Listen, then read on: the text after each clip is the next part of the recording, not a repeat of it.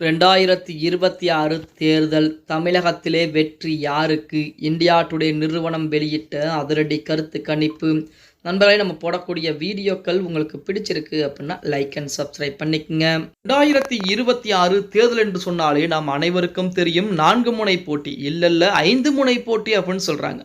அதாவது அதிமுக கூட்டணி கட்சிகள் ஒருபுறம், திமுக கூட்டணி கட்சிகள் மறுபுறம், நாம் தமிழர் கட்சி தனித்து போட்டியிடுகிறது, தமிழக வெற்றி கழகமும் தனித்து போட்டியிடுகிறது. மற்றொரு புறத்திலே ராமதாசும் சசிகலாவும் கூட்டணி வைத்து அவர்களும் போட்டியிடுகிறார்கள். மொத்தமாக பார்த்தால் 5 முனை போட்டி என்பது இருக்கப் போகிறது. இந்த 5 முனை போட்டியிலே மும்முனை போட்டி தான் மிக விறுவிறுப்பாகவும் இருக்கப் போகிறது அப்படின்னே கூட சொல்லலாம். ஒரு சில கருத்து கணிப்பு முடிவுகள் தொங்கு சட்டசபை என்பது உருவாகும், அதாவது விஜயின் மூலமாக ஆட்சி அமைப்பதற்குரிய வாய்ப்புகள் என்பது இருக்கிறது என சொல்லிக் கொண்டு இந்த வேளையிலே இந்தியா டுடே நிறுவனம் கிட்டத்தட்ட 1 லட்சம் பேரும் நடத்தப்பட்ட அதிரடியான கருத்து கணிப்பு முடிவுகளை அதிரடியாக வெளியிட்டிருக்காங்க அப்படின்னே கூட சொல்லலாம். அவர்கள் வெளியிட்ட அந்த கருத்து கணிப்பு முடிவுகள் தான் தற்சமயம் இணையதளங்களிலே மிகப்பெரிய ஒரு பரபரப்பை ஏற்படுத்தி கொண்டிருக்கிறது. அதாவது 2026 சட்டமன்ற தேர்தலை பொறுத்த வரைக்கும் தமிழகத்துடைய ஆட்சி என்பது அடுத்த ஆட்சி யாராக இருக்க வேண்டும்? ஆளும் கட்சியா, எதிர்கட்சியா, அல்லது புதிதாக வார்க்கப்பட்ட விஜயுடைய கட்சியா, நாம் தமிழர் கட்சியா என இந்த 4 முனை போட்டிக்கு மட்டும் கருத்து கணிப்பு முடிவுகள் என்பது நடத்தப்பட்டிருக்கிறது. அந்த கருத்து கணிப்பு முடிவுகளிலே அதிமுகவிற்கு 42% மக்கள் ஆதரவுகளை தெரிவித்திருப்பதாகவும், அதே போல திமுகவிற்கு 38% மக்கள் ஆதரவுகளை தெரிவித்திருப்பதாகவும், நாம் தமிழர் கட்சிக்கு 3% மக்கள் ஆதரவுகளை தெரிவித்திருப்பதாகவும், தமிழக வெற்றி கழகத்திற்கு 16% மக்கள் ஆதரவுகளை தெரிவித்திருப்பதாகவும், மீதம் இருக்கக்கூடிய 1% மக்கள் பார்த்தீங்க அப்படின்னா யார் வந்தாலும் தமிழகம் இப்படித்தான் இருக்க போகிறது என அவர்களுடைய ஆதரவுகளை தெரிவித்திருப்பதாக அந்த நிறுவனம் தகவலை சொல்றாங்க. அதிமுகவிற்கு 42, திமுகவிற்கு 38%.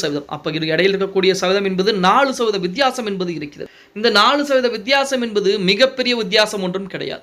தேர்தல் நேரத்திலே அப்படியே மாறுவதற்கு வாய்ப்புகள் என்பது அதிகமாகவே இருக்கிறது. அதே போல தமிழக வெற்றி கழகம் விஜயுடைய கட்சிக்கு 16% வாக்கு என்பது விழுந்திருக்கிறது. இந்த 16% வாக்கு என்பது பார்த்தீங்க அப்படின்னா ஒருவேளை தொங்கு சட்டசபை என்பது உருவாகக்கூடிய ஒரு சூழல் என்பது ஏற்பட்டாலும் அந்த நேரத்திலே 16% என்பது விஜயுடைய கட்சி யாருக்கு ஆதரவுகளை கொடுக்கிறது, அது மூலமாக ஆட்சி அமைப்பதற்கு வாய்ப்புகள் என்பது இருக்கிறது அப்படின்னு சொல்றாங்க. ஏன்னா அதிமுக திமுக இடையே இருக்கக்கூடிய வித்தியாசம் என்பது வெறும் 4%.